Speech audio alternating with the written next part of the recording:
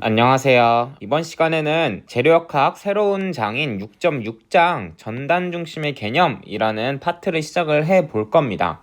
이번 강의를 이제 시작을 해가지고 6.6장에서 6.9장은 이제 같은 맥락에 있는 내용이라고 여러분이 생각을 하시면 됩니다. 그거의 이제 첫 강의고 6.6에서 6.9가 어떤 흐름으로 이렇게 쭉 써가는지는 아마 다음 강의에서 할 거고 이번 강의는 진짜 전단 중심이 뭔지에 대해서만 이제 초점을 좀 맞출 것 같습니다. 그래서 일단 전단 중심의 개념을 먼저 설명을 해 볼게요. 설명을 하기에 앞서서 전단 중심을 이해를 하려면은 등가계라는 게 뭔지를 좀 여러분이 이해를 하셔야 됩니다.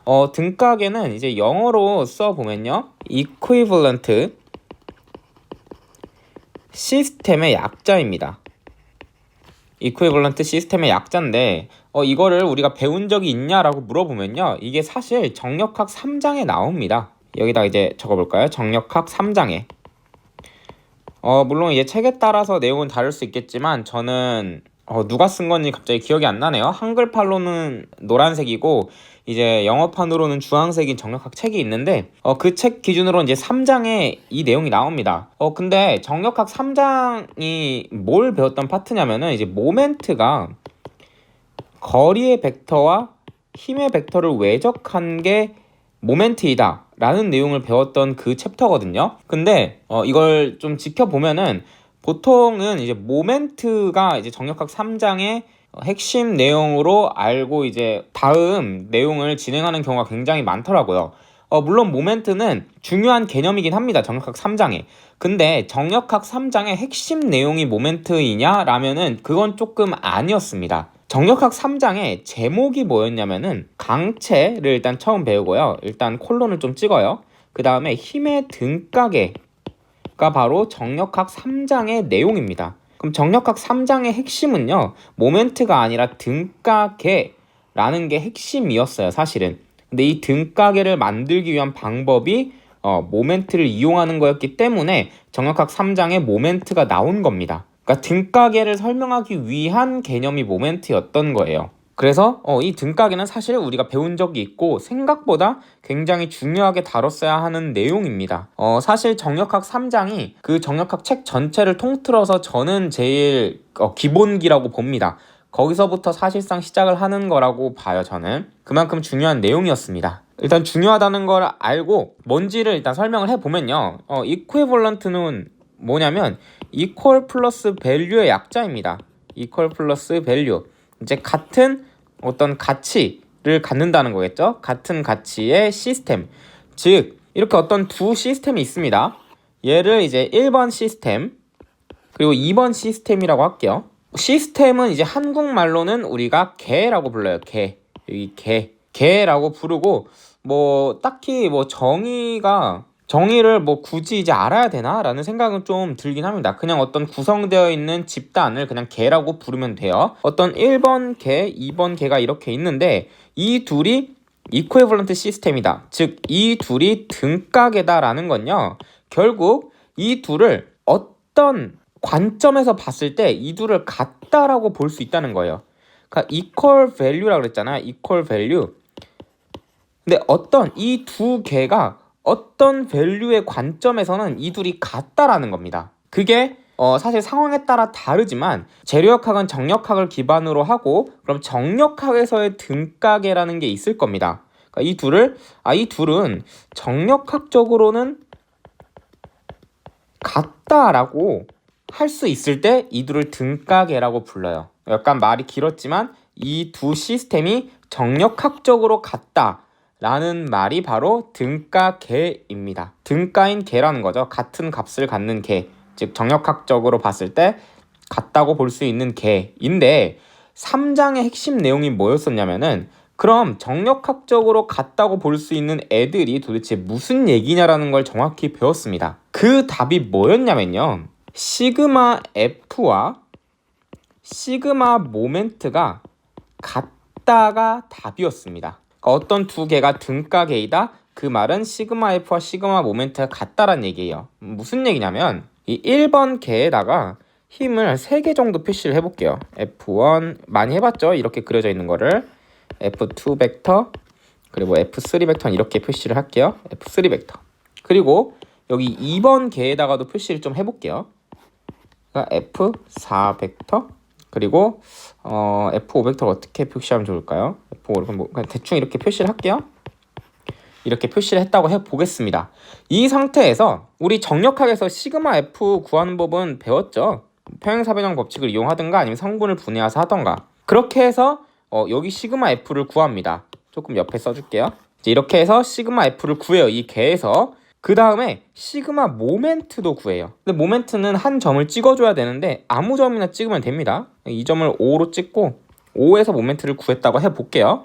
그럼 어떤 뭐 값이 이렇게 탁탁 하고 튀어나오겠죠. 똑같이 이 2번 개에 대해서도 시그마 F 벡터와 시그마 모멘트 똑같은 위치에 있는 점을 구해줍니다. 근데 얘에서 요 두 개 구하고요. 요 시스템에서 이 두 개를 구했는데 마침 이 둘이 같았어요.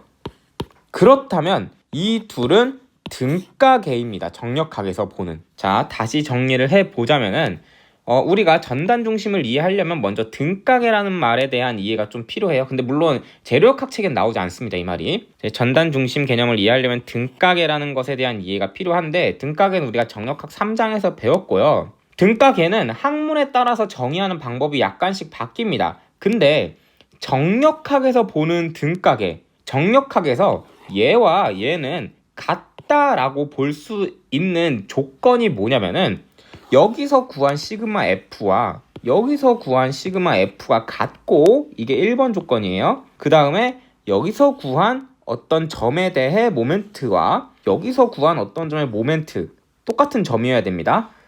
이렇게 했을 때 얘가 같다면 즉 이게 두 번째 조건입니다. 이 1번 조건과 2번 조건이 동시에 만족이 된다면 이 둘은 정력학적으로 같다, 즉 등가라는 겁니다. 사실 정력학적으로 같다라는 말을 쓰진 않습니다. 그냥 등가라는 말을 쓰고 이건 제가 그냥 좀 이해를 쉽게 하기 위해서 만들어 온 말이에요. 아무튼 이 둘은 그럼 등가가 된다. 그럼 뭐가 좋나요? 라는 말을 했을 때 예를 들면 이거예요. 얘는 지금 힘이 3개죠. 얘는 지금 힘이 2개입니다. 우리가 이건 이제 상식적으로도 알 수가 있어요. 힘 3개짜리와 힘 2개짜리를 계산을 할 때 당연히 힘 3개짜리를 계산하는 게 훨씬 어렵습니다. 그래서 얘에서 우리가 뭔가를 알아와야 돼요. 어떤 정보를 추출을 해와야 된다고 합시다. 근데 얘가 계산이 복잡하니까 얘와 똑같은데 계산은 조금 간단할 수 있는, 즉 힘 2개짜리인 얘에 대한 어떤 이 특정 A값, 여기서 A값을 얻어오기로 했다면 여기서 A값을 얻어오는 걸로 방법을 바꾸자는 겁니다. 이렇게. 그래서 등가계에 대한 개념이 도입이 된 거예요. 어떤 이제 큰 그림은 좀 이해를 하셨죠? 그럼 우리가 이거를 써봤냐라는 건데 이거 엄청 많이 썼지만 우리가 몰랐을 수도 있습니다. 하지만 우리가 굉장히 자주 쓰고 있습니다. 그것 중에 하나가 뭐냐면은 우리가 무게중심을 구할 때 이 방법을 써요. 등가계 방법을. 저는 이제 무게중심을 설명을 쉽게 하기 위해서 써왔지만 사실 우리가 정력학에서 배운 좀 더 정확한 표현은 도심입니다. 이제 도심과 무게중심은 명백히 다른 거예요. 근데 저는 그냥 무게중심으로 말을 쓰면서 설명을 할게요. 이게 조금 더 와닿는 표현인 것 같아서. 우리가 어떤 케이스가 있었냐면은 분포하중 있죠. 분포하중. 이렇게 분포하중이 3kN/m고 여기 길이가 2m라고 해볼게요. 이렇게 있습니다. 이렇게 이제 얘가 1번 개예요. 1번 개. 얘가 1번 개, 그리고 여기다 2번 개 그릴 거고 여기다 3번 개 그릴 거예요. 1번 개가 이렇게 있는데 여기서 반력을 구하는 거 있잖아요. 반력을 구할 때 우리 어떻게 했냐면은 이 분포하중을 집중하중으로 바꿔줬죠. 바꿔주면 어떻게 되냐면 이제 가장 정중앙에 분포하중의 크기가 3kN/m고 길이가 2m니까 6kN의 하중이 작용을 할 거고 여기 길이는 이제 중앙일 겁니다. 그러니까 얘가 중앙 배치라는 가정하에 얘도 중앙일 테니까 그냥 3m, 3m라고 해줄게요. 그럼 여기가 2m, 여기가 2m가 되겠죠? 이렇게 바꿔서 문제를 풀었습니다. 그렇게 되면은 여기가 3kN, 여기가 3kN이 되는 거예요. 우리 이렇게 풀었던 기억이 있죠? 그러면은 당연히 여기서 3kN 구했으니까 요 그림에서 작용하는 것도 3kN, 3kN이 되는 겁니다. 자, 근데 얘를 왜 우리가 이렇게 바꿨지? 라는 걸 생각을 해보면은 사실 이게 뭐였냐면 얘 시스템 1번 시스템과 지금 여기에 해당하는 2번 시스템이 등가입니다. 이 둘이. 그러니까 이게 바로 등가계이기 때문에 우리가 이렇게 바꿀 수 있었던 거예요. 이 두 개가 등가계이기 때문에. 그럼 아까 제가 그 말 했었죠? 등가계의 조건은 뭐냐면 시그마 F와 시그마 모멘트가 같아야 돼요. 여기서 시그마 F와 시그마 모멘트를 먼저 구해보면요. 시그마 F는 3, 3, 그리고 아래로 6이니까 0이에요. 그리고 시그마 모멘트는요. 특정 점을 하나 잡으면은 여기다가 잡죠. 여기 A점이라고 하고 모멘트 A를 구해보면은 이 6kN이 일으키는 거는 거리가 3m니까 마이너스 18이고요. 이 3kN은 여기 거리가 6m니까 방향은 이쪽, 그럼 플러스 18입니다. 그럼 0이 되죠. 그래서 모멘트는 0이 나옵니다. 그러면은 얘는 어떻게 되냐? 얘도 똑같이 시그마 F 여러분이 구해보시면 0이 됩니다. 왜냐면 분포 하중이 3인데 거리가 2m니까 이렇게 6으로 내려 찍는 거고 위로 3, 3이 있으니까 시그마 F는 0이에요. 그리고 여러분이 시그마 모멘트는 얘는 이거를 적분을 인테그랄로 해서 구하는 건데 얘 구해보면 0 나옵니다. 즉 얘와 얘는요 시그마 F와 같고 여기 A점 표기를 해줬어야 됐네요. 어떤 특정 점을 찍고 모멘트 크기를 구했을 때도 똑같아요. 즉 이 둘은 정력학에서 시그마 F는 0이고 시그마 모멘트는 0으로 같으니까 등가계로 볼 수가 있는 겁니다. 그래서 우리가 얘는 계산이 어려우니까 이렇게 바꿔서 하자는 거예요. 그게 바로 등가계의 역할이에요. 그럼 사실 우리가 얘를 이렇게 바꿨지만 사실 등가계는 굉장히 여러 개예요. 자, 여기다 등가계를 하나 더 만들어 볼 건데 어떻게 만들 수가 있냐면은 이번엔 여기다가 6kN을 작용을 시켜요. 여기가 4m, 여기가 2m입니다. 4가 조금 작게 써졌네요. 4m, 2m 이렇게 돼 있어요. 여기는 여기 3m, 3m였고 여기는 4m, 2m죠. 그 다음에 요렇게 6kNm의 우력 하중이 작용합니다. 모멘트 하중이라는 표현을 쓸게요. 정확히는 우력 하중이지만 모멘트 하중이라는 표현을 쓰도록 하겠습니다. 이렇게 하고 그리고 반력도 그대로 이러면 3kN, 3kN이 될 겁니다. 자, 됐어요. 얘와도 등가지만 얘와도 등가입니다. 그럼 왜 그러냐? 시그마 F와 시그마 모멘트가 같으면 된다 그랬죠? 자, 시그마 F는 0이에요. 왜냐면 여기 아래로 6, 그리고 위로 3, 위로 3 했으니까 더하면 6입니다. 더하면 0이죠. 그리고 여기 특정점 A점을 찍고 시그마 MA는 하잖아요. 그러면은 이 6kN이 4m 거리에서 이렇게 모멘트를 일으키니까 마이너스 24고요. 그리고 여기에 파란색 플러스 6이 있죠. 6kNm 모멘트. 그리고 여기 있는 3kN이 여기에 6m짜리니까 플러스 18이에요. 그래서 얘도 0이네요. 그래서 시그마 모멘트 A도 0이 나와요. 그러면 지금 시그마 F는 0, 시그마 모멘트 A는 0이니까 이 둘이 등가계죠. 그래서 지금 이 세 개가 전부 다 등가계인 겁니다. 그래서 어떤 개와 똑같은 등가계를 만드는 방법은 굉장히 많아요. 무수히 많습니다. 정말로. 자, 근데 얘 이렇게 세 개 있을 때 우리가 제일 많이 쓰는 거는 얘를 제일 많이 쓰죠. 왜 그러냐면 얘가 가장 하중이 적습니다. 얘는 분포 하중이어서 처리하기가 너무 힘들고요. 얘는 집중 하중 하나에다가 이제 모멘트 하중, 우력 하중이 있습니다. 그래서 집중 하중 하나만 있는 이 상태를 우리가 가장 선호를 했던 거예요. 사실 여러분이 능력이 된다면 이렇게 바꿔서 문제를 풀어도 상관이 없었습니다. 자, 근데 이제 중요한 얘기를 하겠습니다. 그럼 우리가 배운 무게 중심은 뭐냐면 등가계를 구성을 할 건데 등가계 구성 시에 하중이 오직 집중 하중만 남아 있습니다. 그러니까 정확히는 한 개의 하중만 있는 등가계에서 그 하중의 작용점이 바로 무게 중심입니다.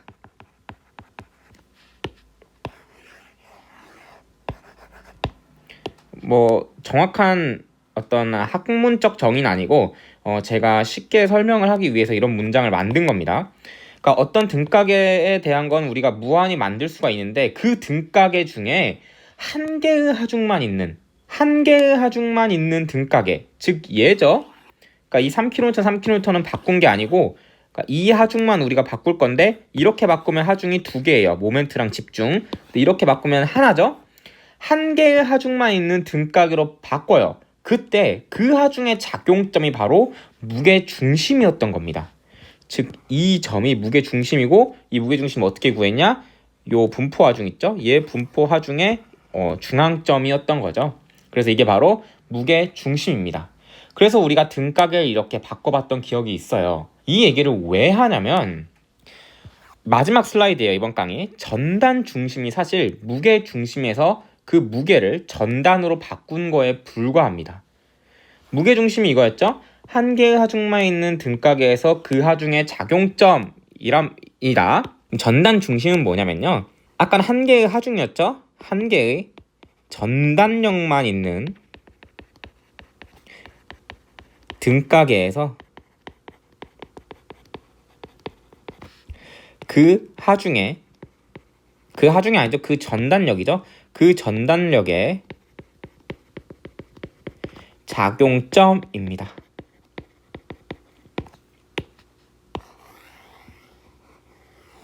그러니까 지금 뭐가 바뀐 거냐면 하중만 이제 전단력으로 바뀐 거잖아요. 근데 정확히는 전단력은 단면에 작용하는 힘입니다. 단면. 그러니까 아까 있는 하중은 이렇게 물체 외부에서 이렇게 작용을 해왔던 거잖아요. 거기서 만든 등가계인데 이번에는 단면이에요. 보의 단면. 이런 어떤 보가 있을 때 이렇게 툭 잘라가지고 여기서 본 그림을 그려온 겁니다. 되게 복잡한 단면이죠. 이 단면 안에서 전달력이 있을 텐데 그 전달력에 대한 등가계 중 하나입니다. 하중이 딱 하나만 있는. 즉 무슨 얘기냐면 우리가 전단 응력의 합력이 전단력이잖아요. 그럼 전단 응력을 전달력으로 바꿀 때 우리가 분포 하중을 집중 하중으로 바꾸듯이 바꾸면 됩니다. 왜냐면 분포 하중에다가 작용하는 면적을 곱하면 집중 하중이 나왔듯이 응력에다가 면적을 곱하면 전달력이 나오는 거기 때문에 그래요. 자, 그럼 이때 분포 하중을 집중 하중으로 바꿔서 작용점이 바로 무게 중심이었잖아요. 이때 전달력의 작용점이 전단 중심이 되는 겁니다. 좀 더 이해를 쉽게 해보자면 우리가 전단력, 응력이 이런 식으로 막 작용을 합니다. 이런 경우에는 자, 얘네들을 다 더해가지고 전단력을 나타낼 수 있을 거예요. V를. 근데 그 V가요, 만약에 P라는 용어를 쓸게요. 저는 P가 한 여기 작용을 하고 모멘트를 달고 다닌 경우가 있을 수 있습니다. T. 그리고 그냥 이렇게 P만 남아있을 수도 있어요. 그러니까 이 상황을 굳이 따지면은 힘과 모멘트의 비틀린 모멘트예요. 단면에서는. 그러니까 아까 그 무게중심 할 때는 굽힌 모멘트고 단면에 있을 때는 모멘트가 비틀린 모멘트가 되는 겁니다. P와 T가 있는 상황이 아까 예로 들었던 이 상황입니다. 6kN의 집중 하중과 6kNm의 모멘트 하중이 있는 경우, 그리고 이 경우는 지금 모멘트 하중이 없어요. 그냥 6kN만 작용을 하는 경우인데 이제 이게 전달력으로 바뀐 것 뿐입니다. 자, 그럼 전단 중심은 뭐냐? 얘네 둘은 등가계입니다. 같아요. 같은데 그냥 하중의 표시 방법이 달랐던 것 뿐이에요. 근데 얘 등가계들이 되게 많겠죠. 당연히 아까처럼. 이 중에서 딱 한 개의 전달력만 남겨놨어요. 모멘트를 다 떼고. 이 상황에서 작용점, 즉 이 점 있죠. 이 점? 요 포인트.